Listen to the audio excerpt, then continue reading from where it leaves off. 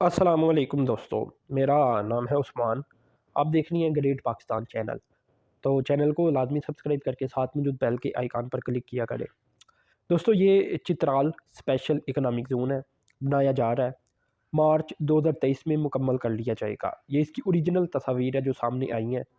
यहाँ रोड की construction, water supply scheme, इसके अलावा ड्रेनेज वगैरह और जोन ऑफिस की जो बिल्डिंग है वो बनाई जा रही है।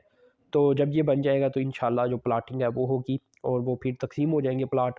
फिर यहाँ इंडस्ट्री आ जाएगी, जो कि एक अच्छी बात है। और इस तरह की कई स्पेशल इकोनॉमिक जोन अब पाकिस्तान में बनाई जा रही हैं ताकि इंडस्ट्री को प्रमोट किया जा सके, जो बिजनेसेस हैं उन्हें पाकिस्तान में लाया जा सके, बिल्ड किया जा सके, ग्रो किया जा सके। अब खैर दोस्तों, एक और डेवलपमेंट की तरफ चलता हूँ। US agency for international development की जानिब से कोई 4 एमओयू साइन किए गए हैं, जो कि यूएस पाकिस्तानी जो टेक्नोलॉजी है उसे प्रमोट किया जाएगा। डिजिटल इन्वेस्टमेंट पाकिस्तान में लाने की कोशिश की जाएगी और ये यूएस एड करेगा, ठीक है। और इसमें ये होगा कि जो सिलिकॉन वैलीज़ हैं नॉर्थ अमेरिका की, वहाँ से पाकिस्तान में इन्वेस्टमेंट कोशिश की जाएगी। यही पाकिस्तानी मतलब जो स्टार्टअप्स हैं, ये पहले भी वैसे होता आया है कि जो स्टार्टअप्स हैं पाकिस्तान में वहाँ इन्वेस्टमेंट होती है क्या, ठीक है ना। तो अब ये कोशिश की जाएगी कि अब अमेरिका के जो बड़ी बड़ी कंपनीज हैं वो भी पाकिस्तानी जो स्टार्टअप्स हैं वहाँ इन्वेस्टमेंट करें, उन्हें खड़ा करने की कोशिश करें, ताकि जो एक डिजिटल प्लेटफॉर्म है पाकिस्तान में ज़्यादा से ज़्यादा वो पैदा किए जा सकें और जो एक डिजिटल इन्वेस्टमेंट है उसमें मज़ीद ग्रोथ सामने आ सके। तो ये भी दोस्तों एक डेवलपमेंट थी। अब एक और डेवलपमेंट की तरफ चलता हूँ।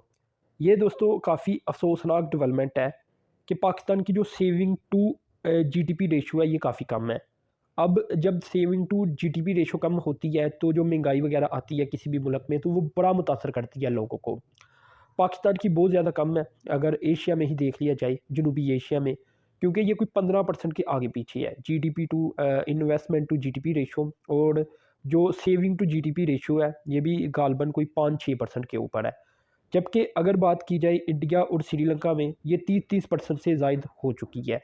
पहले 2000 में इंडिया में कोई होती थी 24%, बांग्लादेश में 20%, जो कि बढ़कर अब कोई 25 से 30% दोनों ममालिक में हो चुकी है, जबकि पाकिस्तान में बड़ी कम है। अब इसमें होता क्या है कि एक तो जो जीडीपी ग्रोथ है वो भी ज़्यादा नहीं रहती और जब इन्फ्लेशन आता है तो ये बड़ा मुतासर करता है।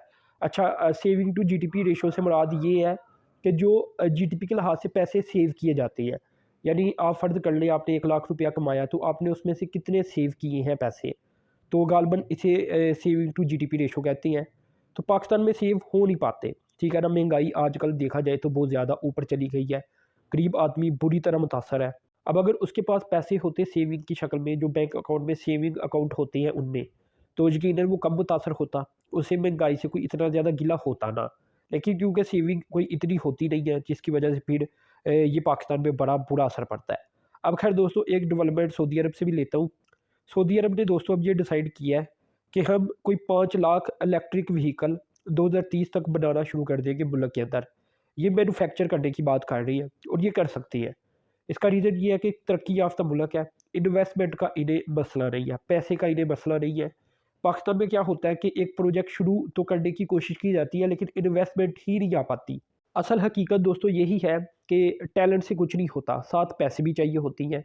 तो सऊदी अरब टैलेंट तो परचेज़ कर लेता है क्योंकि उनके पास पैसे हैं। तो खैर वो ओवरऑल 2023 में ही कोई एक बड़ा इंटरनेशनल ब्रांड है, इलेक्ट्रिक व्हीकल मैन्युफैक्चरर है, उसके साथ एमओयू और पार्टनरशिप साइन करने जा रही हैं, जो कि इसी 3 माह के अंदर अंदर सामने आ जाएगी। जिसके बाद ये 2030 तक कोशिश करेंगे कि 5 लाख गाड़ियाँ बनाई जाएँ।